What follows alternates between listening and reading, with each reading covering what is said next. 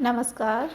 आज हम प्रश्नावली के कितने प्रकार हो सकते हैं यानी टाइप्स ऑफ क्वेश्चनियर्स की चर्चा करेंगे। जैसा कि हमने चर्चा की थी कि प्रश्नावली प्रश्नों की एक क्रमबद्ध सूची है जिसे अनुसंधानकर्ता उत्तरदाता के पास डाक या किसी अन्य माध्यम से पहुंचाता है और पुनः उन्हें उसी तरीके से प्राप्त कर अपने तथ्यों को संकलित करता है। जब प्रश्नावली के प्रकारों की चर्चा होती है तो प्रश्नावली की रचना कैसी है, उसकी प्रकृति कैसी है और उत्तरदाताओं की विशेषताओं के आधार पर हम प्रश्नावली को विभाजित कर सकते हैं। समाजशास्त्री लुंडबर्ग ने मुख्य रूप से प्रश्नावली के दो प्रकार बताए थे।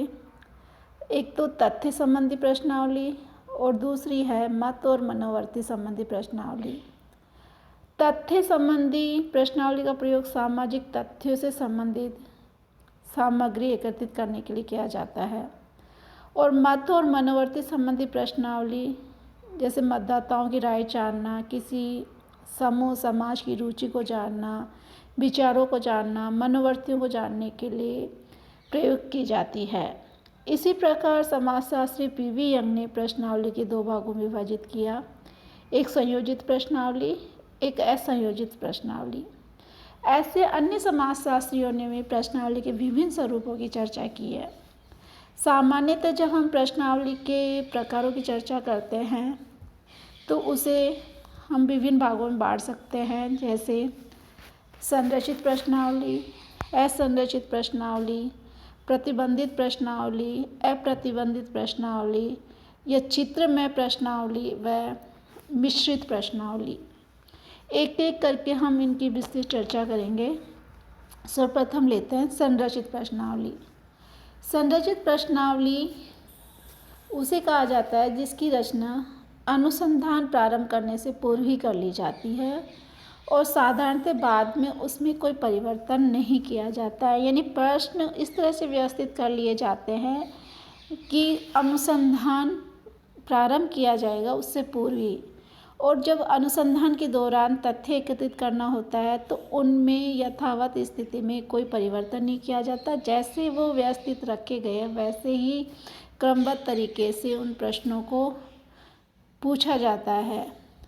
इसी कारण पीवी यंग ने कहा कि जब प्रश्नावली को के प्रकारों में चर्चा की तो उन्होंने संरचित प्रश्नावली की चर्चा की है और वो परिभाषित करते हुए कहते भी हैं कि संरचित प्रश्नावली वह होती है जिसमें निश्चित, स्पष्ट तथा पूर्व निर्धारित प्रश्नों के अतिरिक्त ऐसे अतिरिक्त प्रश्न भी शामिल होते हैं जो अपर्याप्त उत्तरों का स्पष्टीकरण करने या विस्तृत उत्तर प्राप्त करने के लिए आवश्यक समझे जाते हैं। यानी पहले ही इस तरीके से नियोजित कर लिया जाता है कि किन तरह के प्रश्नों की आवश्यकता आपको पड़ सकती है और इस आधार पे उसमें कोई परिवर्तन नहीं किया जाता। और इसी कारण जोहदा जैसे समाजशास्त्रियों ने संरचित प्रश्नावली को मानकीकृत प्रश्नावली की भी संज्ञा दी।